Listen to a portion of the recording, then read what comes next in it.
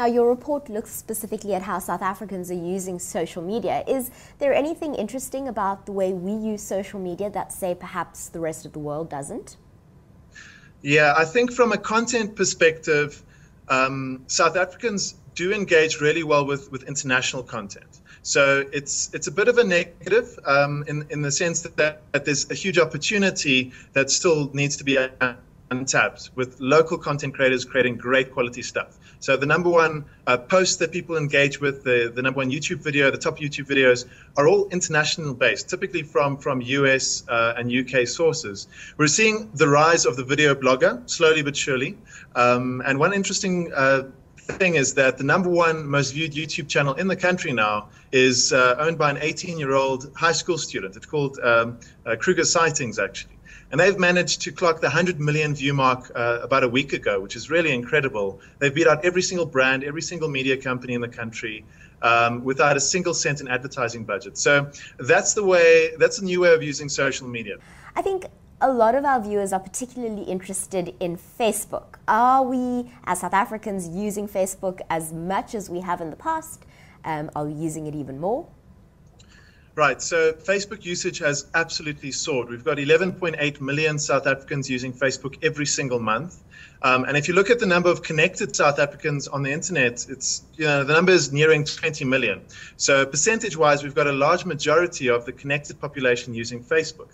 The growth is still going to continue for some years. We haven't reached any level of saturation yet. And from a brand perspective, over 90% of South African brands and corporates are using Facebook in some way. So there's definitely a lot of room to grow. And from a branded content perspective, to see what content is performing the best on Facebook in South Africa, which content gets the most likes locally.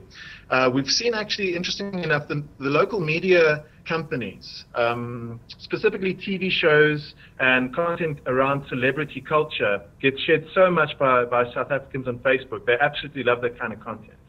So that's an interesting tidbit. Finally, Mike, are you able to give us an indication of how we're communicating? For instance, are we using WhatsApp as the predominant way to instant message one another, or are applications like Mxit still in the mix?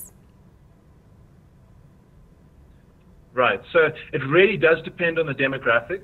Facebook has reached a level where it's starting to approach the overall demographics of the country for the first time, but you have different platforms used by different segments of the market.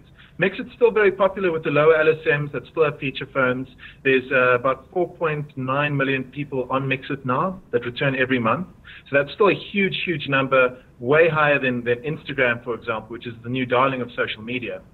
I think predominantly we are definitely using IMs instead of social networks to message each other. So WhatsApp is definitely the dominant player in this country in terms of instant messaging.